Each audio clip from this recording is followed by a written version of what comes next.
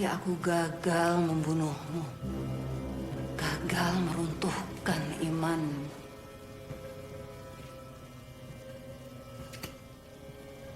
Tapi tidak hari ini. Astagfirullah.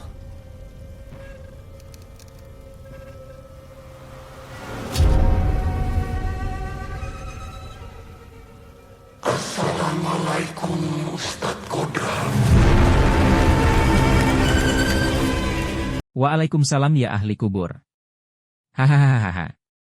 Ya, kalau lihat adegan tadi, pasti sudah tahu kan orang itu sedang kesurupan dan berusaha melawan seorang ahli ruqyah. Ya, ini adalah film yang menyerupai film John Constantine bernuansa kearifan lokal. Coba bayangkan film tersebut, maka inti dari cerita film ini setengahnya sudah kalian pahami. Oke, gak usah berlama-lama lagi, langsung saja mari kita bahas.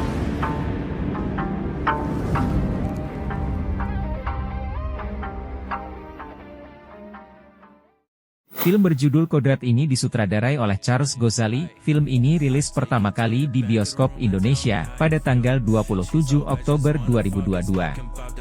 Genre film ini adalah horor religi yang tidak cocok ditonton untuk anak di bawah umur. Durasi film ini 102 menit.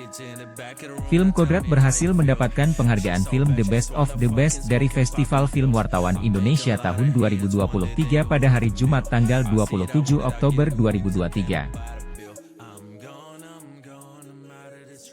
Film ini bercerita tentang seorang ustadz bernama Kodrat.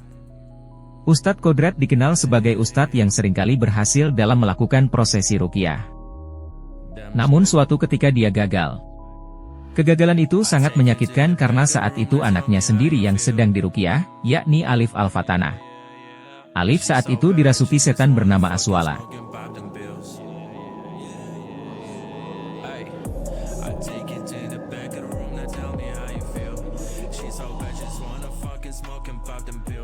Kegagalan itu mematahkan semangat Ustadz Kodrat.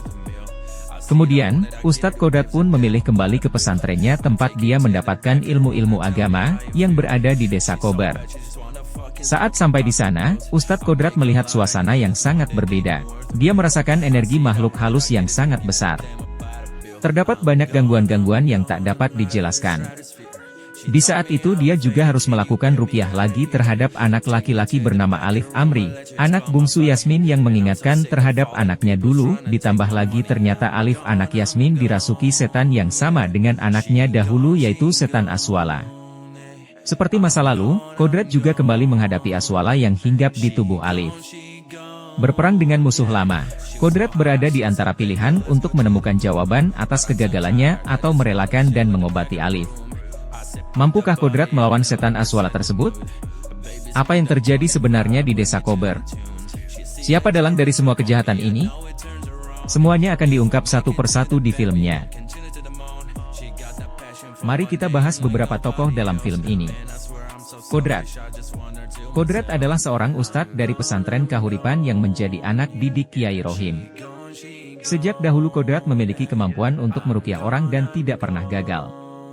Memiliki karomah yang luar biasa dalam meruqyah orang justru membuatnya putus asa ketika dirinya tidak bisa menyelamatkan anaknya sendiri yang meninggal karena dirasuki oleh setan bernama Aswala. Yasmin.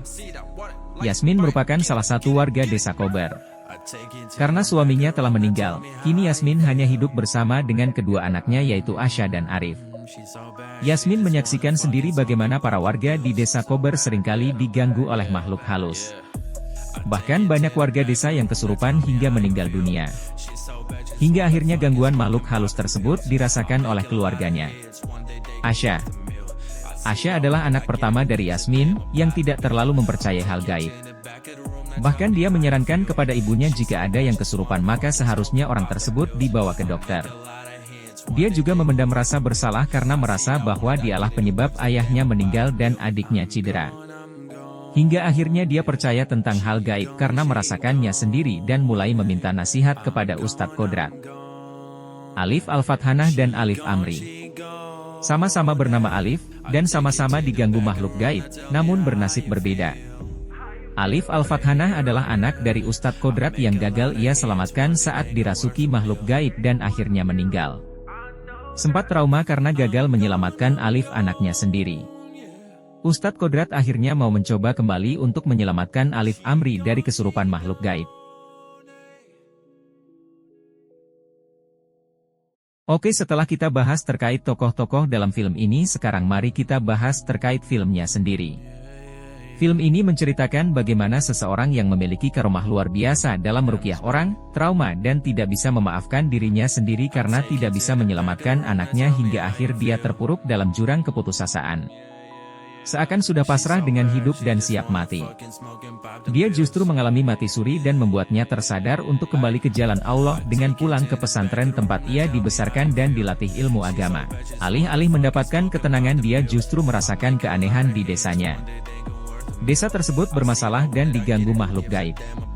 Ternyata makhluk gaib tersebut adalah ahli sihir turunan langsung dari iblis, yaitu Aswala, setan yang merasuki anaknya hingga meninggal. Di sini mentalnya diuji, apakah dia akan menolong karena dendam atau karena Allah. Detail-detail menarik dalam film ini justru tercipta dari tokohnya sendiri, yaitu Kodrat. Seorang ustadz yang memiliki karomah luar biasa dalam meruqyah orang. Saya sendiri percaya bahwa tidak perlu berpenampilan khusus seperti menggunakan baju koko, sarung, sorban atau atribut-atribut agama lain untuk menjadi seorang ustadz. Ustadz adalah julukan yang diberikan orang atas ilmu agama yang dimiliki seseorang.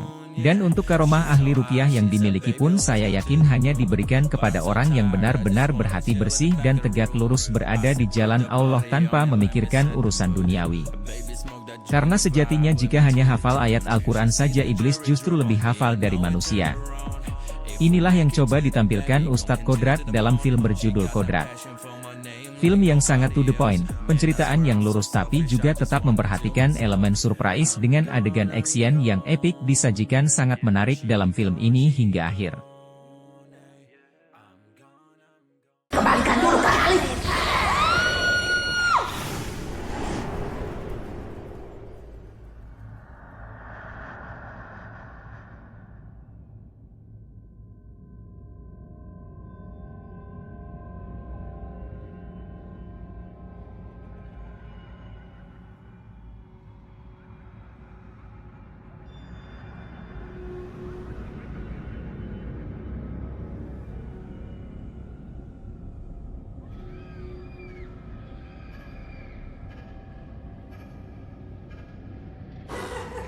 Oke guys, inilah scene terbaik dalam film ini menurut saya.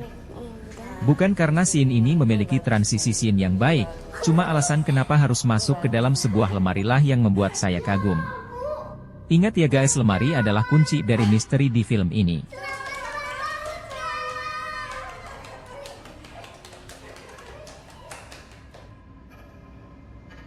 Selamat ulang tahun, Asya. Sinematografi dalam film ini benar-benar membangun suasana film sesuai dengan apa yang ingin diceritakan. Scene demi scene saling mendukung jalan cerita satu sama lain. Walaupun film ini dibuat saat masa pandemi, tapi sutradara dan segenap kru berhasil mengeksekusi film ini dengan baik. Sayangnya pemilihan soundtrack di film ini justru yang menurut saya paling tidak pas.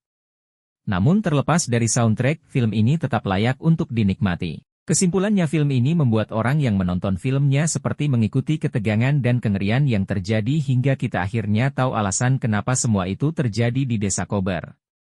Sebuah karya luar biasa dari Charles Ghazali yang mampu menguatkan iman Islam kita.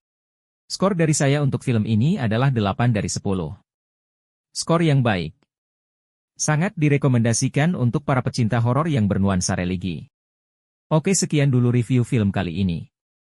Sampai jumpa di review film selanjutnya.